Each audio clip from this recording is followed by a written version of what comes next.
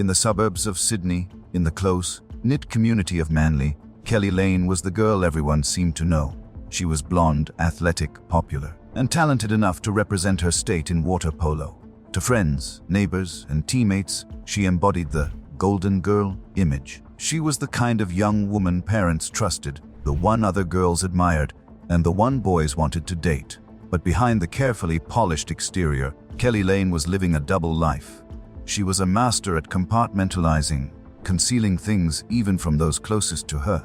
And at the heart of her secret world were pregnancies, multiple pregnancies, that she kept hidden from family, friends, and coaches. The most shocking of those secrets would become one of Australia's most haunting mysteries: the disappearance of her baby daughter, Tegan Lane, born on September 12, 1996, and never seen again. The Lane family. Keli was the daughter of Robert and Sandra Lane. Robert, a well-known local police officer and rugby coach, was respected in the community. Sandra was deeply involved in surf life-saving and water polo management. Together they raised their children in an environment of discipline, sport, and high expectations. Everyone in Manly knew the Lane family. They weren't just residents, they were community fixtures. Robert was protective of his daughter.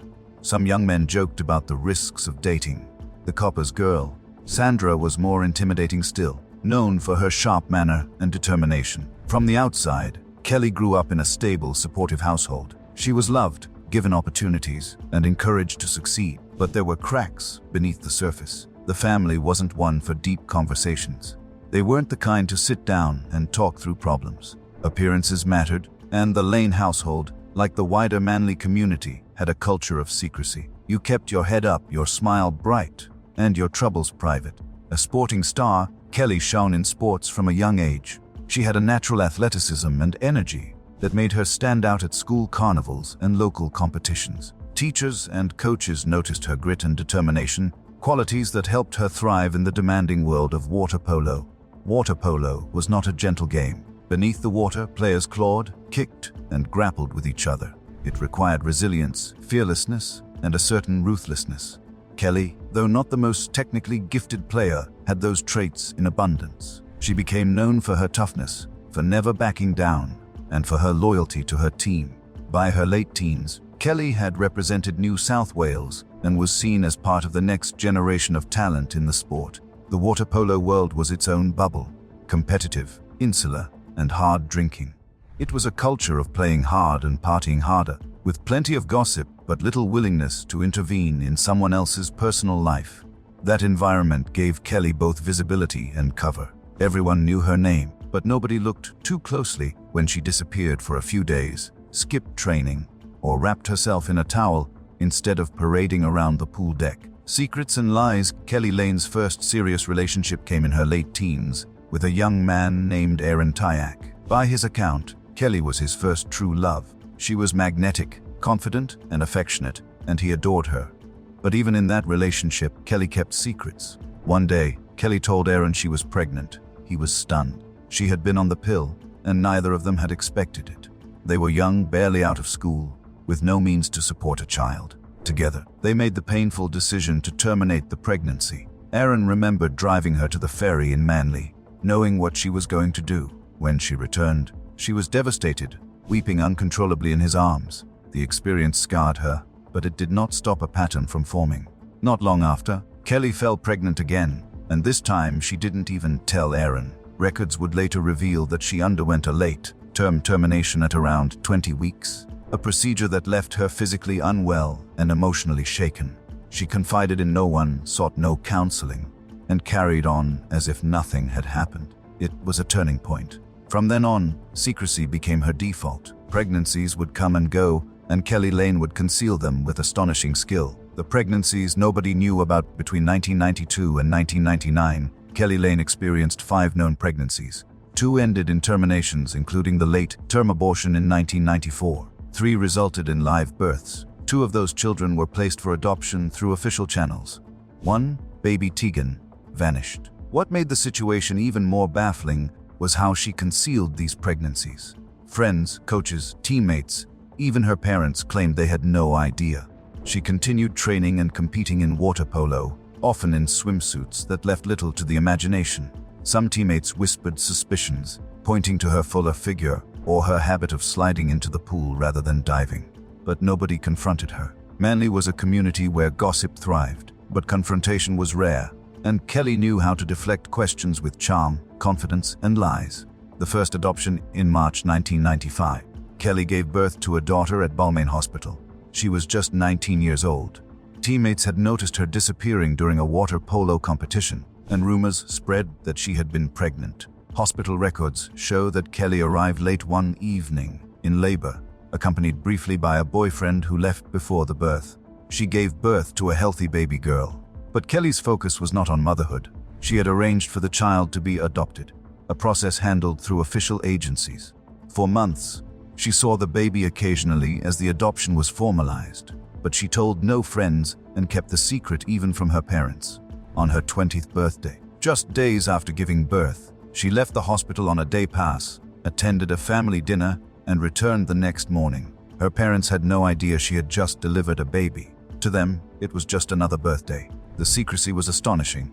She carried on as though nothing had happened, playing water polo, partying with friends, and smiling for photographs. Baby Tegan, the most significant pregnancy, began in early 1996. By then, Keli was deeply entrenched in water polo, traveling, competing, and socializing. But she was also reckless, drinking heavily, and engaging in casual relationships. By mid-year, she was pregnant again. This time, the concealment was even more remarkable.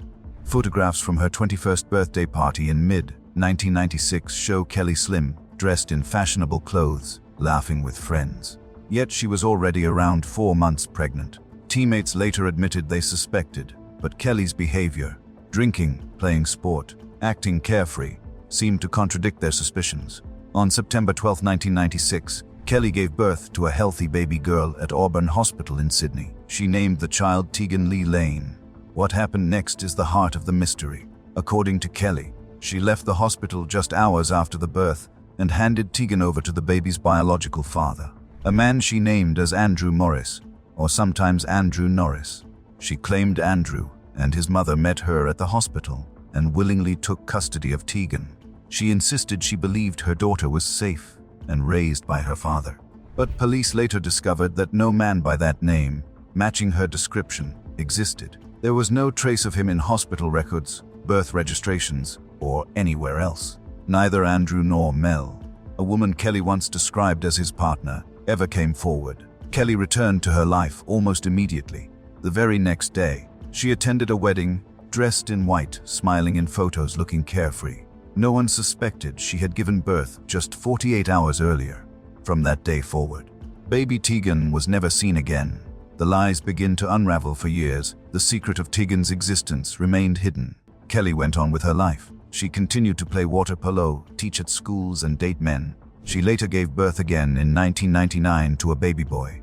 This child, too, was placed for adoption. It was during that adoption process that her web of lies began to unravel. When Keli filled out paperwork, she denied having had previous children.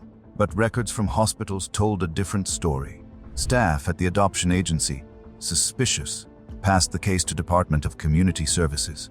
That's when John Borovnik, a DOS officer, began to dig. He discovered inconsistencies, destroyed records, and fragments of Keli's hidden past. He learned about the 1995 birth and then the 1996 birth. But while the first adoption had been documented, the second child, Tegan, had vanished without a trace. There was no birth registration, no adoption paperwork, no record of a death. Keli had left the hospital with a baby, and hours later she had none. A disappearance without a trace. What made the case so chilling was the absolute absence of evidence. There was no body, no scene, no witnesses. Baby Tegan simply disappeared. When confronted, Keli's explanation shifted. Sometimes she said Andrew Morris, other times Andrew Norris, sometimes Mel, the supposed partner.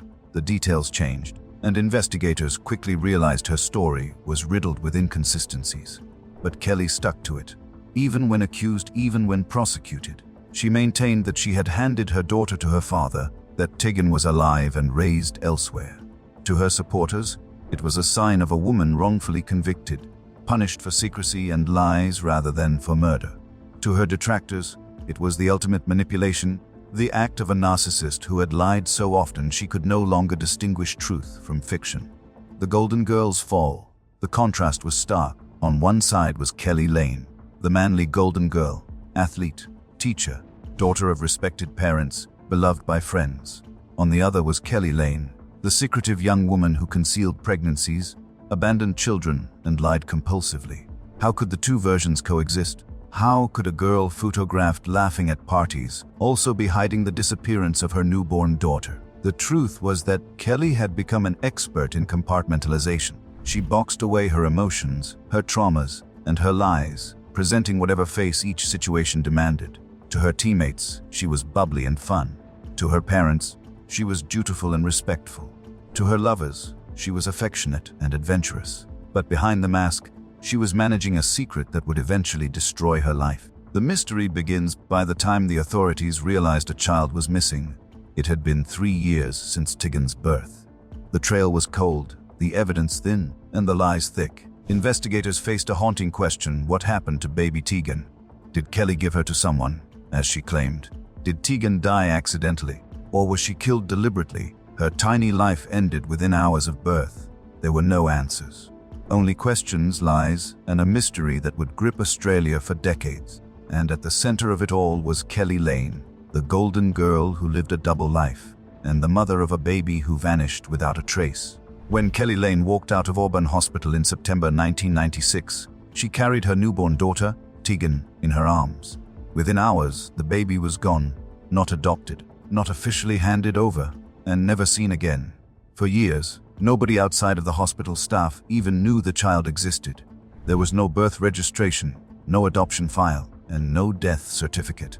Keli returned to her life, carrying on as if nothing had changed. It would take 3 years before the truth began to unravel, and it did so almost by accident. The adoption that sparked suspicion: by 1999, Keli Lane was again pregnant. This time, she gave birth to a baby boy. Like her first child in 1995, she arranged to have him adopted through Anglicare, a Christian adoption agency. Adoption staff interviewed her, assessed her circumstances, and began the legal process. On the surface, everything seemed routine, but as staff reviewed her paperwork, they noticed something odd. Keli repeatedly denied having had any other children. That, of course, was a lie. Hospitals keep records, and Keli's history showed previous pregnancies and births. Staff flagged the discrepancy, noting that she seemed evasive and difficult to contact. At one point, she even vanished, making it nearly impossible for them to finalize the paperwork. It was only because of her evasions that the case was escalated. If Keli had quietly cooperated, her deception might never have been uncovered. But by drawing suspicion, she set in motion the chain of events that would expose her darkest secret. Enter John Borovnik. The case landed on the desk of John Borovnik, an officer with the New South Wales Department of Community Services, DOCS. At first, it was treated as an easy case, a young woman who had arranged an adoption, but was being difficult about the paperwork. But when Borovnik began looking deeper, he realized there was nothing simple about Keli Lane. He called hospitals, asking about her medical history. Staff at one facility stunned him when they mentioned that Keli had been admitted in September 1996, 40 weeks pregnant. Records showed she had delivered a healthy baby girl. Yet there was no corresponding adoption file for that child. No record of her living with relatives. No registered death. Nothing. Borovnik pressed harder, calling other agencies. That's when the real shock came. Someone casually mentioned another birth in 1995. Keli Lane, it turned out, had delivered not one, but 2 babies before 1999. One had been officially adopted. The other, Tegan, had simply vanished. Borovnik knew immediately he had stumbled onto something far bigger than a routine adoption case. He had uncovered a missing child. The confrontation: Borovnik tracked down Keli Lane at her workplace. By then, she was employed as a sports teacher at a local school. He called, introducing himself, and began asking questions. "Did you have a baby at Auburn Hospital in September 1996? He asked. Keli's reply was flat, "No." Borovnik pressed her. He had the hospital records in front of him. He knew she was lying. Still, she denied it. For Borovnik, the phone call was surreal, like speaking into a void. Here was a woman confronted with evidence that she had given birth, and she simply denied reality. To him, it was the moment he knew she was hiding something terrible. For Keli, it was the moment her carefully constructed double life began to collapse. The web of lies, As police were drawn into the investigation, they began piecing together Keli's history. What they found was a pattern of secrecy and deception spanning years. She had undergone 2 abortions in her teens, one of them late term, without telling anyone. She had given birth to a daughter in 1995 and placed the child for adoption without her parents, teammates, or friends ever knowing. She had given birth again in 1996 to baby Tegan and never accounted for the child's whereabouts. She had given birth a 3rd time in 1999, again arranging an adoption, again without confiding in her family. Each time she lied. To doctors, to social workers, to her parents. She told hospital staff she had family in Perth when she did not. She invented addresses. She created false stories about boyfriends. And most importantly, she invented the mysterious Andrew Morris, or sometimes Andrew Norris. According to Keli, this man was Tegan's biological father. She claimed she handed the baby to him and his mother at the hospital. Sometimes she added another woman named Mel, who supposedly helped take the baby, but no record of these people existed. Despite exhaustive searches, police could not find any Andrew Morris or Norris who matched Keli's description. Her story was inconsistent, implausible, and riddled with contradictions. The investigation expands. Detectives launched a large-scale investigation. They interviewed dozens of people, former boyfriends, teammates, coaches, friends, hospital staff, adoption workers, even Keli's parents. Her parents insisted they had no idea about any of her pregnancies. They described Keli as private, strong-willed, and determined to please them, but not someone who opened up easily. Sandra admitted she might have been intimidating. Robert admitted he might have been protective, but both insisted they would have supported her had they known. To investigators, their ignorance was almost unbelievable. Keli had lived under their roof during her pregnancies. She played water polo in swimsuits. Her body must have changed, yet they claimed to have seen nothing. Some teammates, however, had noticed. They recalled her wrapping herself in towels, sliding into pools rather than diving, and looking heavier than usual. Gossip circulated. Keli's pregnant, but nobody confronted her directly. In hindsight, many admitted they regretted their silence. Still, nobody could say they had seen baby Tegan. No one recalled Keli leaving the hospital with the child. No one had seen her push a pram, hold a newborn, or mention a baby. It was as if Tegan had vanished the moment she was born. The wedding, one of the most haunting details of the case, was what Keli did immediately after giving birth. Just 2 days later, she attended a friend's wedding. Photographs from the event show her smiling, dressed in white, celebrating with friends. She looked carefree, radiant even, but according to hospital records, she had given birth less than 48 hours earlier. For investigators, the contrast was chilling.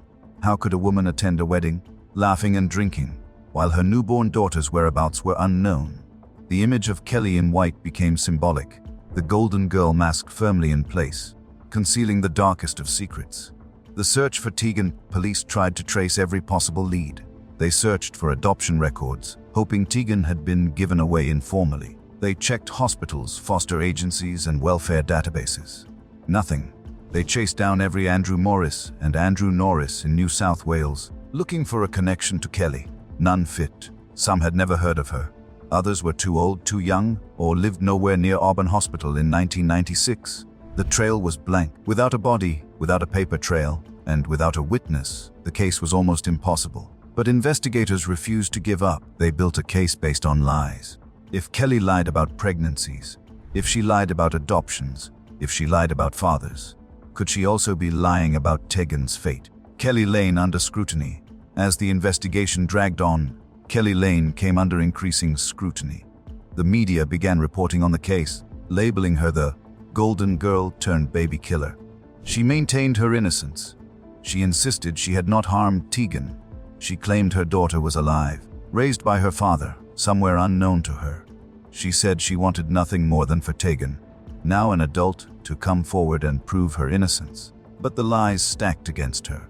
Investigators counted more than 95 separate lies she had told over the years. Lies about addresses, lies about pregnancies, lies about partners, lies to her parents, her friends, her doctors, her employers. Prosecutors argued that the sheer scale of deception pointed to guilt. Keli, they said, was not hiding her shame. She was hiding a crime. The psychology of secrecy. To forensic psychologists, the case was extraordinary. Keli was not the stereotypical image of a killer. She was educated, middle class, popular, and socially connected. She had loving parents, supportive friends, and a promising sporting career. So why the secrecy? Why the lies? Some suggested it was the pressure of image. Keli had grown up in a community where appearances mattered. She was the daughter of respected parents, the star of a sporting team, the popular girl everyone admired. Admitting to repeated pregnancies out of wedlock might have destroyed that image. Others suggested deeper psychological issues, compulsive lying, narcissism, or even psychopathy. To some, Keli appeared to believe her own lies. She could sit in an interview, confronted with evidence, and calmly deny reality. She seemed detached, unflinching, even when talking about a missing baby. Was it a coping mechanism, a survival strategy, or a sign of something darker? The missing evidence, one of the biggest challenges for investigators, was the total lack of physical evidence. There was no body, no crime scene, no murder weapon, nothing to prove that Tegan was dead, let alone murdered. This absence would haunt the case. Prosecutors knew they would struggle to convince a jury without tangible proof. Defense lawyers would argue that without a body, there was always the possibility Tegan was alive. But prosecutors had one powerful weapon: Keli's lies. They argued that an innocent mother does not conceal pregnancies, invent boyfriends, and deny births. They argued that the only reasonable explanation for her behavior was that she had killed her child. The case builds. By the early 2000s, the investigation into Keli Lane had become one of the most complex child homicide cases in Australian history. Detectives compiled timelines, charted her movements, interviewed dozens of witnesses, and pieced together her years of deception. They worked with adoption agencies, hospitals, welfare departments, and forensic psychologists. Slowly, a narrative formed. Keli Lane, the golden girl of Manly, had given birth to baby Tegan, lied about her existence, and concealed her fate. In 2001, after years of investigation, Keli was charged with murder. The case would shock Australia. It would divide opinion, spark debates about secrecy, family pressure, and justice. And it would all come down to one haunting question: what happened to baby Tegan? By the early 2000s, detectives in New South Wales had spent years trying to unravel Keli Lane's lies. They had combed through hospital records, interviewed teammates, tracked down old boyfriends, and searched for the elusive Andrew Morris, or Andrew Norris, she claimed was baby Tegan's father. They had built timelines, collected witness testimony, and mapped out Keli's history of secret pregnancies. But for all the investigative work, one central fact remained unchanged: there was no physical evidence, no body, no crime scene, no murder weapon. The case against Keli Lane was built almost entirely on lies, omissions, and improbabilities. Despite the absence of a body, the Crown was convinced it had enough to prosecute. In 2001, Keli Lane was formally charged with the murder of her newborn daughter Tegan, alongside numerous counts of making false statements. The story of the Golden Girl from Manly was about to become one of Australia's most infamous courtroom dramas. The prosecution's case. When the trial finally began years later, prosecutors faced the enormous task of convincing a jury that Keli Lane had killed her child without presenting a shred of direct physical evidence. Their case relied on circumstantial proof and the cumulative weight of her deception. The Crown painted Keli Lane as a woman obsessed with maintaining appearances.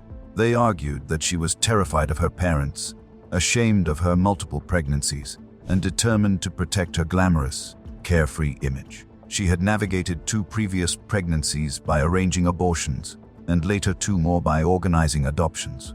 But when it came to Tegan, prosecutors claimed Keli saw no way out. Adoption would expose her lies. Confession would shatter her carefully constructed reputation. And so, they argued, she did the unthinkable. She killed her baby. To drive the point home, the Crown emphasized her pattern of dishonesty. They reminded the jury that Keli had lied to doctors, to adoption agencies, to social workers, to boyfriends, to her parents. More than 95 lies across years. They asked the jury to consider the implausibility of her story about Andrew Morris. No such man had ever been found. No adoption records existed. No witnesses recalled him being at the hospital. To the Crown, the explanation was simple: Andrew Morris never existed, and Keli had fabricated him to conceal her crime. Perhaps the most damning detail was what Keli did in the hours and days after Tegan's birth. Within 2 days of delivering her child, she attended a wedding in Manly, dressed in white, smiling and celebrating.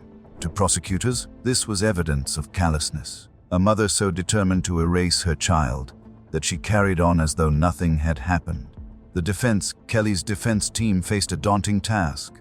Without a body, they argued, there could be no certainty that Tegan was dead.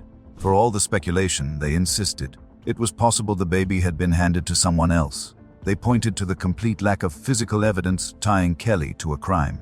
No blood, no witnesses, no forensic trace, no murder weapon, nothing. They argued that the Crown's case was built on assumptions and character attacks, not proof. Yes, Keli was a liar. Yes, she concealed pregnancies. Yes, she invented boyfriends and misled adoption agencies. But lies do not equal murder. Her defense stressed that she had successfully placed 2 other children for adoption. Why, they asked, would she kill Tegan rather than arrange the same outcome? They also argued that investigators had failed to properly explore other possibilities. What if Andrew Morris did exist? What if Keli had informally handed Tegan to someone? A father, a friend, or even through an unofficial adoption? In the absence of proof, the defense urged the jury could not convict. Keli Lane takes the stand. One of the most dramatic moments of the trial came when Keli Lane took the stand. Calm, articulate, and composed, she told the jury her version of events. She insisted she had not harmed Tegan. She repeated her story about handing the baby to Andrew Morris outside Auburn Hospital. She admitted she had lied in the past, but maintained that this time, she was telling the truth.